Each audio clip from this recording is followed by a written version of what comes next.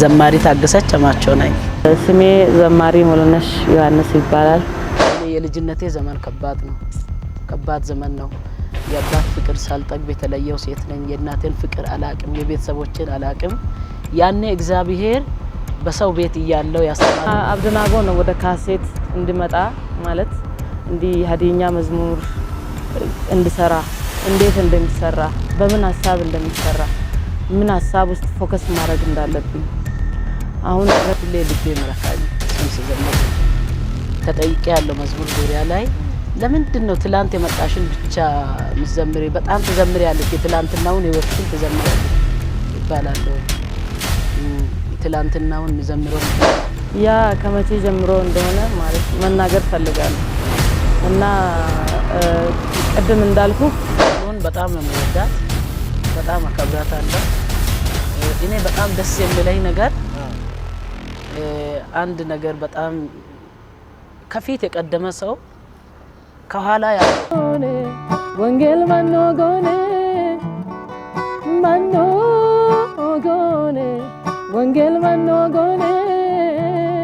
ወንጌል ማኖጎኔ አኖ ቡሱቢች ኪሶኬን በሆነ ኤራሊ ሰንበቱን ቢኮመል በጮኔ ሚሻሳዋቶ አርቡይ ጠለዮኔ ሞለና ግበቲ በጣኖጎኔ። ሰላም እንደምሰነበታችሁ በጌታ የተወደዳችሁ ምርጦች እንኳን ደህና መጣችሁ። ዛሬ እንግዲህ እንደ ክርስቲያን በተሰኘው የሪአክሽን ፕሮግራማችን ለየት ባለ ቪዲዮ ተከስተናል። በዛሬ ፕሮግራማችን እስከ መጨረሻው ድረስ ከቆያችሁ ያለ ምንም ጥርጥር ትጠቀሙበታላችሁ። ለዚህ ቻናል አዲስ የሆናችሁ ምን እየጠበቃችሁ ነው? ቻናላችንን ሰብስክራይብ በማድረግ ቤተሰብ መሆን እንዳትረሱ። ይሄ ቪዲዮ ለብዙ ሰዎች እንዲደርስ አደራችሁ ላይክ አድርጉ። ያው አንድ ሰከንድ ልስጣችሁ፣ ላይክ አድርጉ። እሺ ላይክ አረጋችሁ ኮሜንት ላይ ግቡና ኢየሱስ ያድናል ብላችሁ ጻፉ። በኢየሱስ የማታፍሩ ሰዎች ከሆናችሁ ኢየሱስ ያድናል ብላችሁ እንድትጽፉ በጌታ ፍቅር ጠይቃችኋለሁ። ዝግጁ ከሆናችሁ ወደ ዛሬው አጀንዳችን እንለፍ።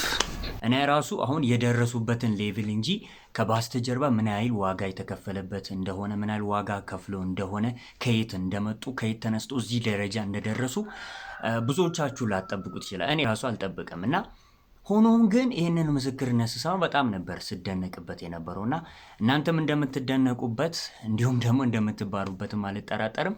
ወደ በኋላ ደግሞ ከዚህ ኢንተርቪው የተማርኳቸውን 10 ነጥቦችን የምነግራችሁ ይሆናል። በጣም አጠር አድርጌ ነው ኢንተርቪውን ማቀርብላችሁ ማለት ነው። እንግዲህ ቤተሰቦች ዛሬም እንዳልተለመደው አንድ ጥያቄ ጠይቃችኋለሁ።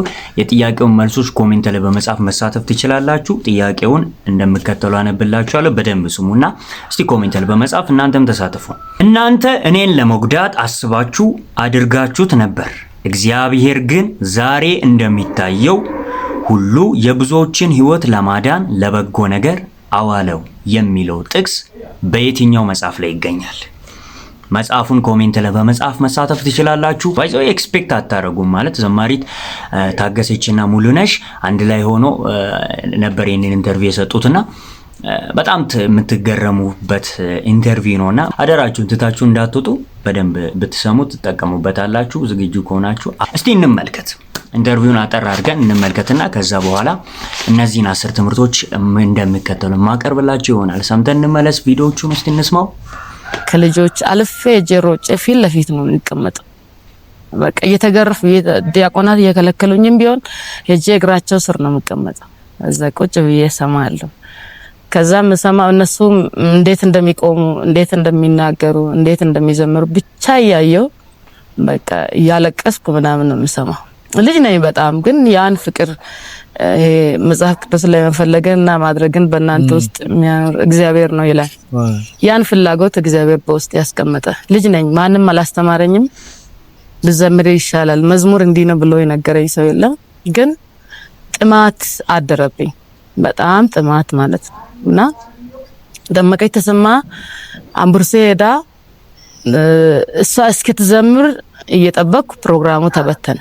ከዛ ምሽት ላይ ጅብ ሳይበላኝ ቤት ገብቻ አውቃለሁ። ያን ቀን ነው የተገረፍኩት። ሁሉ ላገልግሎት እኔ እንደማገለግል አላቅም፣ ናፍቃለሁ። መዝሙር በጣም ጥማት አለ ውስጤ እና እንዲህ ሻይ ቤት ምናምን መዝሙር ሲከፈት እውነት ለመናገር ቆሜ ያን መዝሙር እስኪጨርሱ ቆማለሁ።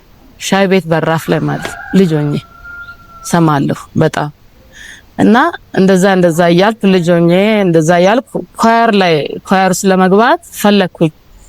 ያው ቤታችን ሾኔ ቃለ ሕይወት ፊት ለፊት ነው፣ ቅርብ ነው። ከዛ ኳየር ለመግባት ፓስተሩን ጠየቅኩት። ኳየር መግባት አለብኝ ብዬ እዛ ቃለ ሕይወት ቸርች ነው ያደግኩትም የተጠመቅኩትም እምነት ማስጀመር በደንብ የተማርኩት እዛ ነው። እዛ ኳየር መግባት ፈልግ ሴት በስተዋል አለኝ።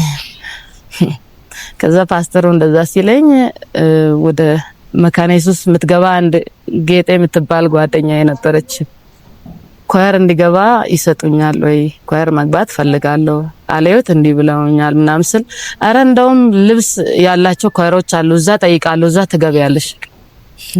ከዛ እኔ ልብስ ለብሶ መዘመር ለኔ መንግስተ ሰማያት እንደመግባት ማስበው የኳየር ልብስ ማለት።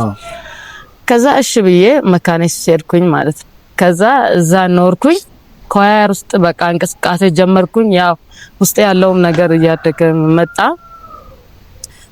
ኳየር ውስጥ ምሰጥ የነበረው አማርኛ መዝሙር ነበር። መጀመሪያ የጻፍኩትን መዝሙር ትዝ ይለኛል። ንሳ ምስጋና ምናምን አቀላቅዬ ነው የጻፍኩት እና ኳየር የሚባል ኳየር ውስጥ ነው የገባሁት። አንድ በጣም መዝሙር የሚሰራ ተስፋውን የሚባል ልጅ አለ። መዝሙር አሰራር አሳየኝ። በንሳ ከጀመርሽ በንሳ ጨርሽ፣ በምስጋና ከጀመርሽ በምስጋና ጨርሽ እሷን ያስኳል። ከዛ እንደዛ ያርኩ መስራት ጀመርኩኝ። በደንብ መስራት ጀመርኩኝ። አማርኛ ነው ግን የሚሰራው ኳየር ሰጥ ነበረ መዝሙር። ከዛ እዛ ውስጥ እያደግኩ ትምህርትም ትንሽ እንት ስላለኝ ስለምንቀሳቀስ እሱም ላይ ትኩረቴን እያረኩ ቀጠልኩኝ። ከዛ ሰዎች መከሩ ለኳየር ምሰጪ መዝሙር ጥሩ ነው፣ ለዚህ አንቺም ስለሚጠቅምሽ እያስቀረሽ ስጪኝ፣ አንቺም በግልሽ መዘመር አለብሽ ምናምን አለኝ። ከዛ ለኳየር ከምሰጠው መዝሙር ማስቀረት ጀመርኩ። ከዛ እየደበቅኩ ምን እያልኩ ከዛ ዞን ምናምን እንዲ የእናቶች ፕሮግራም ሲኖር ሆነ የቡድን ፕሮግራም የሰፈር ፕሮግራም ሲኖር እዛ መጠራት ጀመርኩኝ። ከዛ እዛ ጀመርኩኝ። በቃ እንደዛ ያል ትምህርቴንም እያጠናቀቅኩ መጣሁ። 97 ለ10ኛ ክፍል ተፈተንኩኝ። ያው እግዚአብሔር ረድቶኝ ውጤቴም ጥሩ ሆነ። 98 ገባሁኝ ወደዚህ ሆሳና ቲቲሲ ተማርኩኝ እና ከዛ እዚህ በመማርበት ወቅት ነው እንዲ ሀዲኛ መዝሙሮችን ማቀላቀል እና ለኳየር ሰጥ የነበረው አማርኛ ነበር። ከዛ ወደዚህ መጥቼ ከጸጋነሽ ለወንጎን አገኘዋት። ጸጋነሽ ለወንጎ በጣም ጓደኛዬ ናት። አገኘዋት። ከዛ አብረን መኖር ጀመርን። ከዛ 98 እዚህ መኖር ጀመርኩኝ ሆሳና ማለት ነው። ከሾኔ መጥቼ ጀመርኩኝ። ከዛ በቃ መጽሐፍ ጀመርኩኝ። ከዛ ከትምህርት ቤት ሄጄ አንድ ቀን ሰኞ እኛ ቸርች በጣም ሰፊ ፕሮግራም አለ፣ የምሽት ፕሮግራም ማለት ነው። እዛ ፕሮግራም ላይ ሀዲኛ መቀላቂዬ አማርኛ ዘመርኩኝ። ስዘምር አብድናጎ ጉባኤ ውስጥ ነበር እዛ። ከዛ እኔ እሱም መሆኑን ሳላቅ እሱም ያኔ ካሴት ላይ ማልወጣም ነበር መዝሙር። ከዛ የሱም መዝሙርም አቀላቅዬ እዘምር ነበር ያብድናጎ። ከዛ ከጉባኤ ሲወጣ ከዛ በኋላ ወደ ካሴት ማለት ትመጫለሽ ወይ ብሎ ጠየቀኝ። በዛ ነው ወደ ሀዲኛው ካሴት የሚባል ነገር ማሰብ የጀመርኩት። ወደዚህ መጥቼ ከዛ በኋላ ነው የልጅነቴ ጊዜ ይሄን ይመስል። የተወለድኩት እዚህ ከሆሳና ከፍ ብሎ ሊሳና የሚባልበት ቦታ አለ። የተወለድኩት እዛ ነው። ያደግኩት ያው እኛ ቤት በፊትም ተናግሬ ያለው ክርስቲያኖች አልነበሩ፣ ሙስሊሞች ናቸው። ቅርብ ጊዜ ነው አባቴም ወደ ጌታ ሊሄድ ነው ጌታን ተቀበለ። እኔ እዛም ብወለድ ያደግኩት በክርስቲያን ቤት ነው። ሀዳሻ ቃለ ሕይወት የሚባልበት ቸርች አካባቢ ነው ያደግኩት። ዘመድ ቤት ነው ያደግኩት። ሀዳሻ የሚባለው ከሆሳና ወረድ ብሎ ጃጁራ ሳይደርሱ መሀል ላይ ያለ ገጠር አካባቢ ነው ያደግኩት። እንደዛ ነው። ሾኔ ከተማ ውስጥ ነው የተወለድኩት። ያደግኩትም እዛው ነው። ያው እኔ ከመወለዴ በፊት እናቴ በጌታ ነበረችም፣ አባቴ ግን በጌታ ነበረ። እኔ ከተወለድኩ 15 ቀን ሲሞላ እናቴ ይዛኝ ወደ ቸርች ገባች። በዛው ቀጠልን ማለት ነው። እኔ ለአገልግሎት የተነሳሁት ያው እግዚአብሔር ረድቶኝ በክርስቲያን ቤት ነው ያደግኩት። ምናልባት ለብዙ ሰዎች ጥያቄ እንዳይሆን የተወለድኩት ሊሳና ያደግኩት ሀዳሻ ስል እንዴት ሌላ ቦታ ተወልዳ እዛ አደገች እንዳልባል ያው ካለ መግባባታቸው የተነሳ ተለያይተው እኔን እናቴ ይዛ ሄዳኝ ነው እዛ ቤት ያደግኩት። ያው እዛ ቤት እንዳለው ነው ክርስቲያን ቤት ስላደግ ብዙ ጊዜ አገልጋዮች ይመጣሉ። ያኔ በፊትም ተናግሬ ያለው አማረች በተለይ እዛ ቤት ታርፋለች። ሲያገለግሉ አያለው፣ ቸርች ገባለው፣ ከህፃናት ጋር እማራለው። ጌታን ተቀበልኩ እዛ ቤት እያደግኩ እዛው ነው አገልጋዮችን እያየው ጌታም ተናግሮ ስለነበረ አገልግሎትን ጀመርኩት እዛው ነው። ተማሪ ሆኜ ማለት አብረን ነው ለሶስት ሆነን አንድ አልጋ ላይ 1 ሜትር አልጋ ላይ ለሶስት እንተኛለን፣ ለሁለት እንተኛለን። እነሱ ያገኙትን ነገር ያካፍሉኛል፣ እኔ ካገኘው አካፍላቸዋለሁ። አገልግሎት አብረን ከሄድን በጣም ማለት ሸክም አለ አንዳችን ለአንዳችን። ለምን ለብሰው ልብስ ጭምር የኔ ልብስ የቱ እንደሆነ የጸጋነሽ የቱ እንደሆነ የብርቱካን የቱ እንደሆነ አይታወቅም ነበር ያኔ። አይታወቅም። አብረን ምን ለብሰው ከተማው ስንራመድ ራሱ ተያይዘን አብረን ነው የምንሄደው። አሁን እንደዛ አይነት ነገር ብዙ አይታይም። አዝናለሁ። አንዱ ጓደኛ ስለ ሌላው ጓደኛ አብረው ሲሆን ጥሩ ነገር አውርቶ ሌላ ቦታ ሄዶ ደግሞ ሌላ ነገር ሲያወራ በጣም የከፋ አይነት ዘመን እንደሆነ አስባለሁ። ያም ቢጠፋ መያያዝ ቢኖር ፍቅር ቢመለስ መንበርከት ቢመለስ የእግዚአብሔርን ፊት መፈለግ ቢመጣ ጥማት ሰው የተጠማውን ያህል ነው የሚጠጣው። ብዙ የተጠማ ብዙ ይጠጣል፣ ጥቂት የተጠማ ደግሞ ጥቂት። እግዚአብሔርን ብንጠማው ራሱን ማለት ነው ብዙ የምንጠማው ነገር ሊኖር ይችላል። የህይወታችንን መቀየር፣ የአገልግሎታችንን መቀየር፣ የኑሯችንን መቀየር፣ የምድራችንን መቀየር ልንጠማ እንችላለን። ግን እግዚአብሔርን ራሱን መጠማት፣ መንፈሱን ራሱን መጠማት፣ ራሱን መፈለግ፣ የእግዚአብሔርን መንፈስ ወደ ምድራችን ሊመልስ እግዚአብሔርን የድሮውን እንቅስቃሴ የመንፈሱን ሽታ ሊመልስ ይችላል ብዬ አስባለሁ። ሁሌ ልቤ ምረካኝ እሱን ስዘምር ነው። ተጠይቄ ያለው መዝሙር ዙሪያ ላይ ለምንድን ነው ትላንት የመጣሽን ብቻ ምዘምሪ? በጣም ትዘምሪያለሽ፣ የትላንትናውን ህይወትሽን ትዘምሪያለሽ ይባላልኝ። ትላንትናውን ምዘምረው ምክንያት ስላለ ትላንትናውን እያሰብኩ እግዚአብሔር ትላንት አስተምሮኛል ዛሬ ላይ ሆኜ እንድዘምር ብዙ ትምህርት ተምሬ ስለመጣው ያኛውን ትምህርት አረሳም። ዛሬ እግዚአብሔር ዛሬ ልጅ ሰጥቶኝ ትዳር ሰጥቶኝ ቤት ሰጥቶኛል። ያኔ ግን የነበርኩበት የኔ የልጅነቴ ዘመን ከባድ ዘመን ነው። የአባት ፍቅር ሳልጠግብ የተለየው ሴት ነኝ። የእናቴን ፍቅር አላቅም፣ የቤተሰቦችን አላቅም። ያኔ እግዚአብሔር በሰው ቤት እያለው ያስተማረኝ ብዙ ነገር አለ። መዝሙር የሆነ ነገር ብቻ ስራመድም ያንን ሲያስብ መዝሙር ይመጣል። የጌታን ውለታ ሲያስብ ይመጣል። ይሄንን ደረጃ ደርሼ ራሱ በዚህ ዘመን ላይ ሆኜም ስለዚህ ዘመንም ጌታ ያስዘምረኛል መዝሙር። ቅድም ሙሌ ስትናገር እኔ አማርኛ ነበር ምዘምረው፣ ለኔ ግን ችግሩ አማርኛ ነበር። እኔ አማርኛ አልችልም። ያደኩት አካባቢ ራሱ ያው ገጠራማም ስለሆነ ብዙ አልችልም። ጌታ ግን አስተማሪዬ ነው። በደረስኩበት ደረጃ ሁሉ ያስተምረኛል። ሁሉንም ነገር ከሱ ነው የተማርኩት። እግዚአብሔር ለኔ መዝሙር ምሰጠኝ በየተቀለልኩ ብናገር ጥሩ ነው። ሲሰበክ ጌታ ይሰጣኛል፣ ከወንጌል አገኛለሁ፣ ሲጸልይ አገኛለሁ፣ የጌታን ውለታ ሳስብ አገኛለሁ። ስለመመለስም ሲያስብ ይሄንንም ዘመን ሲያስብ ጌታ መዝሙር ይሰጣኛል እና ወደ ኋላ ዞር ብዬ በመዘመሬ ደግሞ በጣም ደስተኛ ነኝ። ትላንትናዬን በመዘመሬ በጣም ደስተኛ ነኝ። በኔ መዝሙር ላይ ብዙ መዝሙር ሲታስብ የትላንትናዬን እዘምራለሁ።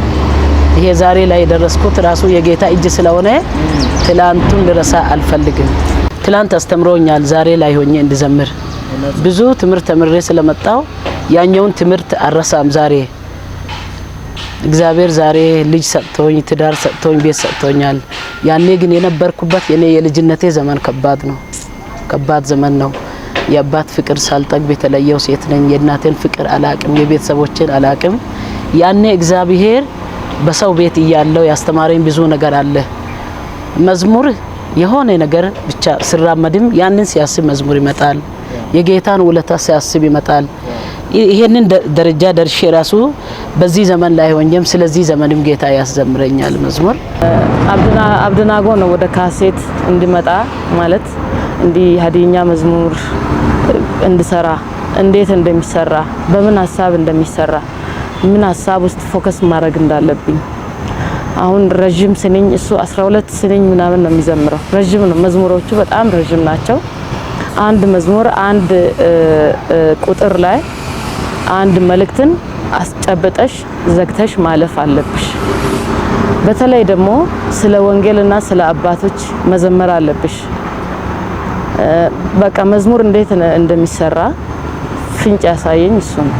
እኔ እስካሁን እዛ ነኝ ማለት የወንጌልም የኛ የክርስትናችንም መሰረት ስለሆነ ማለት ነው። ከኢየሱስ ክርስቶስ ስራ ቀጥሎ አባቶችን ነው የምናየው፣ ወንጌልን ነው የምናየው እና ያ ነገር ውስጤ በጣም ያኔ እሱ ሲነግረኝ ውስጤ ቀረ ማለት ነው።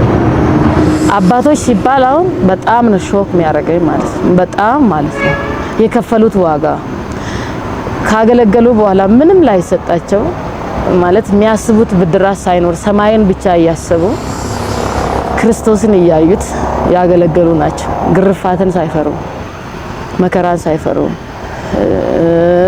ተቃውሞን ሳይፈሩ በከባድ ሰልፍ መካከል ወንጌልን ቆመው ስለ ወንጌል ቆመው ስለ እውነት ቆመው ተከራክረው የበላዮቻቸው ሳያሸንፏቸው ወንጌልን ሳያስክዷቸው ያለፉ ብዙ አባቶች አሉ። የነሱ ነገር በጣም ነው ያለው ውስጤ እና አንድ አባት ቅድም እንደምትል እኛ ዙሪያ የምናቃቸው እኔ አሁን በህይወት ማቃቸው 3 አባቶች ናቸው። አቶ ደዴቦ ይባላሉ፣ አቶ ዳይሞ ይባላሉ። 3 ወንድማማቾች አባባ ጸጋዬ የሚባሉ አሉ እና ቃልዮት የነበሩት አባባ ደዴቦና አባባ ዳይሞ አሉ። ህይወታቸውን አውቃለሁ በደንብ እና እስር ቤት ገብተው ተዋን ሲያስቸግረን አሉ። ከአፋቸው ነው የሰማሁት። አቶ ደዴቦ ተዋን ሲያስቸግረን ተዋንን ግደል ብለን ጸለይን። በጣም እንቅልፍ ሲነሳን ተዋንን ግደል ብለን ጸለይን። ጠዋት ስንነሳ ምንም ተዋን መሬት ላይ ሬሳውን ብቻ ማየት አየን። አዎ ሬሳውን ብቻ ነው ያየነው። እኛ ላይም ያለው ሞቷል፣ መሬት ላይም ያለው ፍራሻችን ላይም ያለው ሞቷል። በቃ ሁሉም ተዋን ሞቶ አድሯል ብለው ነግረው ነበር። አቶ ደዴቦ ቅድም የምትላቸው አባት ሊሞቱ 15 ቀን ሲቀራቸው እሳቸው ቁጭ ብለው ሰብከው እኔ ዘምሬ ነበር።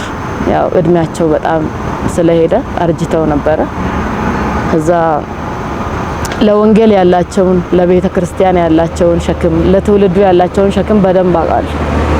ያም ውስጤ አለ። በቃ መናገር ማለት እስኪያቅተኝ ድረስ ነው። ሳያቸው እያለቀስኩ ነው የምሰማቸው እና ሊሞቱ 15 ቀን ሲቀር ቤታቸው ማለት ከአገልግሎት በኋላ ቤታቸው ወሰዱን። ከዛ ጩኩ አሰርተው እናንተ አሁን ተረኞች ናቸው፣ ሩጫዬን ጨርሻለሁ ብለው የሚለው ሃይማኖቴን ጠብቄያለሁ። ያን ክፍል አነበቡ እያለቀሱ አሁን ተረኞች ናቸው፣ ይሄን ወንጌል እንዳትሸቃቅሉት እንዳትቀላቅሉበት እንዳትቀንሱ ፈርታችሁ እንዳትቀንሱ ዘመኑ እንዳይሸውዳችሁ ጉባኤው እንዳይሸውዳችሁ ያለውን እውነት እንደነበረ አስቀምጡ ብለው ከ15 ቀን በኋላ ማረፋቸውን ሰማ ማለት መንገድ ላይ ነው ያለቀስኩት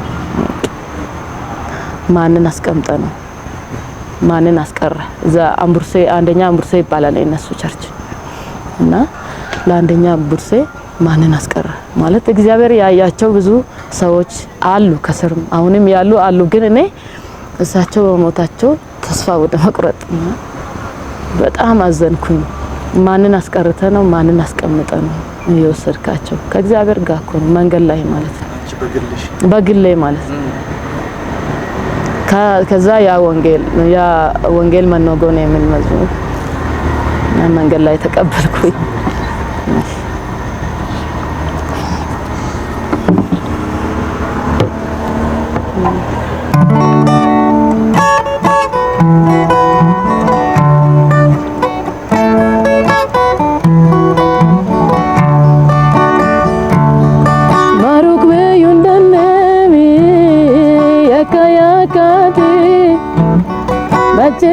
Kisagara farisakati arakin gurunne wangelo manako odaret lubeya tebe murako sogada batina Jesus wat velas sodare chube kukane miulas bit mi kamu wangali manogo besa batawa biduni mi gogonu lo besa imi he Yesusa manogone wangel manogone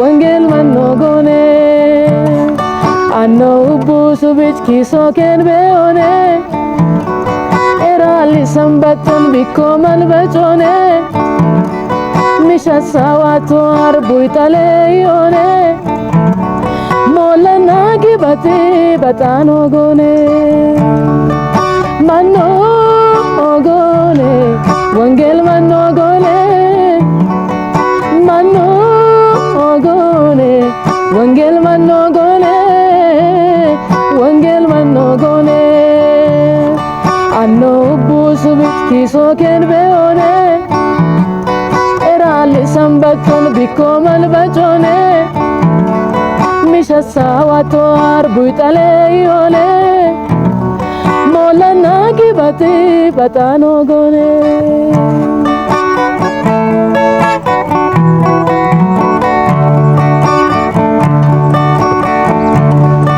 atlako gogine anjet burlaba awad heita kisawit beyeba awad soken minenne fanno karamone ituila sunne wangela lagao beone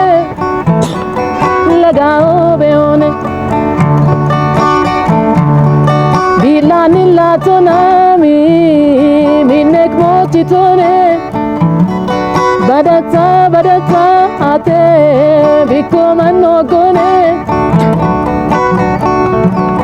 ituilo boka awado ken kise bachesa kisagara afarisakati araken warone wangelo manako odaret lubeya tebe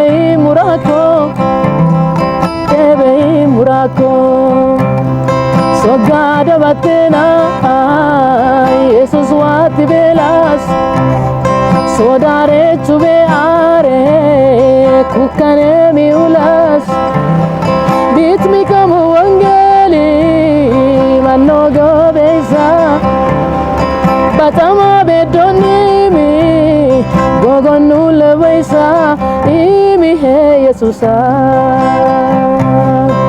mano gone wangel mano gone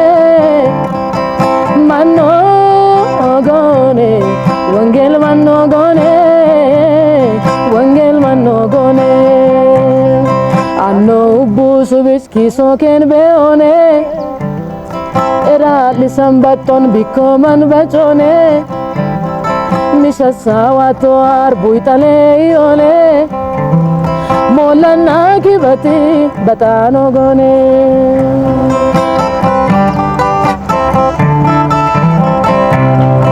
atlako gogine anchet mulaba awadita kisawit beyeba awadi soken minenne fanno karamone itu ila sonne wangela lagao beone bilani latonami minnek mochitone badata ate bikomanno gone itu ilo boka awado ken kise apima sheruki wangel gir tobe isise osone migise kinine asherum tako anani on kinigulima kibikina wacho isumi mulu wacho numurgulima uwito kibiancheti hani maroni banafima animito moyano sama kinne asherum tako anani on kinigulima kibikina wacho isumi mulu wacho numurgulima uwito kibiancheti ani maroni manafima animito moyano sama gambala nonalen kakella takisen lasware itlasi dutawe onami esawane itaija duitlasi ailauk matmata utameni homa makaked moate ankinin neteta iwadan kotisen lagi belite Yesusa mawam tadomo angezwate zoma makukom keduko madelilastuma iyana magedan tadomo angezwate zoma makukom keduko madelilastuma atelilastuma atelilastuma atelilastuma atelilastuma atelilastuma እንግዲህ ቤተሰቦች ከዚህ ኢንተርቪው ከዘማሪት ሙሉነሽ ዮሐንስና ከዘማሪት ታገሰች አማቸው ኢንተርቪው መካከል ከዚህ ኢንተርቪው ውስጥ የወሰድኳቸውን 10 ትልልቅ ትምህርቶችን በጣም ባጭሩ ልንገራችሁ። የመጀመሪያው እግዚአብሔር የታማኝነትና የኪዳን አምላኪነት። ሰው ሁሉ ጥሎ በጨለማው ስትቀመጥ በአንተና በትውልድ ላይ የማይለወጥ ዘላለማዊ ውል የፈረመ ማን እንደሆነ ታውቃለህ? እግዚአብሔር የመረጣቸውንና የቃል ኪዳን ልጆቹን በፍጹም አይጥልም።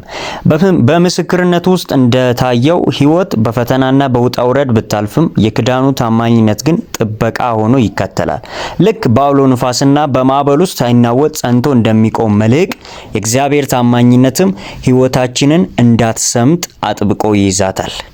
ሁለተኛ ትምህርት ከባርነትና ከጨለማ ቀንበር ነፃ መውጣት ነው። የማይበጠስ በሚመስል የጥንቆላ የባርነት የድቅድቅ ጨለማ ሰንሰለት ተይዘ ይሁን የኢየሱስ ክርስቶስ ስም ከማንኛውም የጨለማ ኃይል ከትውልድ እርግማንና ከባርነት ቀንበር ፈጽሞ ነፃ የማውጣት ኃይል አለው። ብርሃን ወደ ጨለማ ክፍል ውስጥ ሲገባ ጨለማው ተገዶ እንደሚጠፋ ክርስቶስም ወደ ህይወታችን ሲመጣ የዲያብሎስ እስራት በሙሉ ይበተናል ማለት ነው። ሶስተኛ ትምህርት የእግዚአብሔር ድንቅ የጊዜ አጠባበቅ። ለምን ዘገየብኝ ብለህ ተስፋ ቆርጠሃል? የእግዚአብሔር ሰዓት ሲደርስ ግን ዓመታት የወሰደው ስቃይ በአንድ ቅጽበት ይቀየራል። እግዚአብሔር የራሱ የሆነ ፍጹም ጊዜ አለው። በምስክርነቱ ላይ እንደሚታየው ታሪካቸው የተቀየረውና ምስጢሩ የወጣው እግዚአብሔር በወሰነው ትክክለኛ ሰዓት ላይ ነው።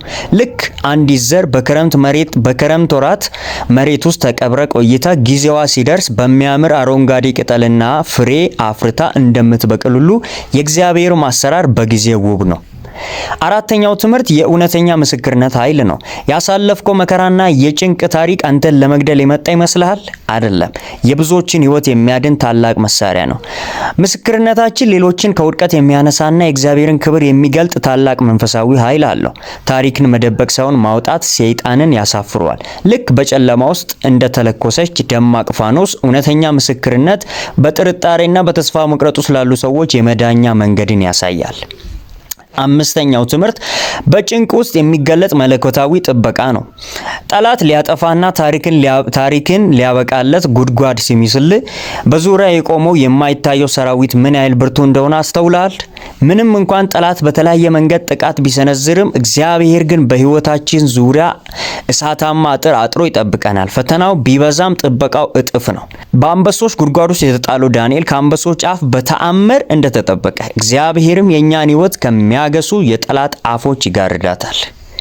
ስድስተኛው ትምህርት ምስጋናና አምልኮ እንደ መንፈሳዊ መሳሪያ። እጆች በሰንሰለት ታስሮ እግሮች ደምቶ በነበረበት በዚያ አስቸጋሪ ምሽት ላይ ሆነ እግዚአብሔር ልታመሰግነው ትችላለህ? ዘማሪ ታገሰችና ሙሉነሽ በህይወታቸው ውስጥ በዝማሬና በአምልኮ እግዚአብሔርን ከፍ ማድረጋቸው አምልኮ የጠላትን ምሽግ ሰባብሮ ታምራትን እንደሚያመጣ ትልቅ ማሳያ ነው። ጳውሎስና ሲላስ በወህኒ ቤት ውስጥ ሆኖ እግዚአብሔርን ባመለኩ ጊዜ የወህኒው መሰረት ተናውጦ በሮቹ እንደተከፈቱ አምልኮ የህይወትን የተዘጉ በሮችን በሙሉ ይከፍታል። ሰባተኛው ትምህርት ምስጢርን የሚገልጥና ሰይጣንን የሚያሳፍር እውነት ነው። ጠላት ለዘመናት በቤተሰብና በህይወት ላይ የሸሸገው ተንኮልና ምስጢር ዛሬ በኢየሱስ ስም ፊት ለፊት ሲጋለጥ ምን የሚሰማ ይመስላል? እግዚአብሔር ድብቅ የሆኑትን የጨለማ ስራዎች ወደ ብርሃን በማውጣት የሰይጣንን አጀንዳ ፍጹም መና ያደርገዋል። እውነት ነፃ ታወጣለች። ልክ ጥቅጥቅ ያለ ጭጋግ በጠራራ ፀሐይ ብርሃን ተመቶ ሙሉ በሙሉ እንደሚበተን መለኮታዊ እውነትም ሲገለጥ የጠላት ምስጢር ሁሉ ይበተናል። ስምንተኛው ትምህርት የእግዚአብሔር ጸጋ በሰው ድካም ውስጥ መገለጡ። እኔ ደካማ ነኝ፣ ምንም አቅም የለኝም ብለህ ራስህን አውግዘሃል። እግዚአብሔር ግን ያንተን ደካማነት ተጠቅሞ ዓለምን በሚያስደንቅ ታሪክ ሊሰራ ይፈልጋል። እግዚአብሔር አገልግሎቱንና ክብሩን የሚገልጠው በራሳቸው ብርቱ በሆኑ ሳይሆን በእርሱ ፊት በትህትና ተሰባብሮ ጸጋውን በሚጠባበቁ ደካማ በሆኑት ላይ ነው።